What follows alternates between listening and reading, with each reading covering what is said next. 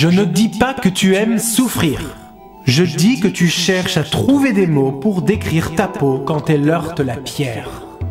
Est-ce si difficile d'être soi-même? Voilà la question que se pose Daphné Tamage avec son roman Le Retour de Saturne, publié aux éditions Stock. C'est l'histoire d'Apolline, la trentaine, et qui va de plus en plus mal. Apolline ne dort plus et passe ses journées à pleurer sur les hommes qui ont jalonné sa vie. Le docteur pense tout de suite à une dépression, mais Apolline refuse. Ce n'est pas du tout le moment de penser à ça. Elle a un roman à écrire, et qui plus est un roman qui doit réconforter les gens. Alors le docteur va lui prescrire une ordonnance d'un genre nouveau. Passer 1 mois sans homme, sevrage complet et rendez-vous dans 30 jours. Elle qui dépend beaucoup du regard et de l'affection de l'autre, elle part dans un petit village de l'Aveyron, réputé pour son énergie sacrée et divine, dans une maison très vieille et dont l'intérieur est bon à retaper. Apolline profitera de ce séjour pour faire le bilan sur son passé amoureux et sexuel, comme une Bridget Jones moderne portée par le charme des lieux, dans le but de trouver une réponse à sa quête spirituelle et d'écrire le roman tant attendu.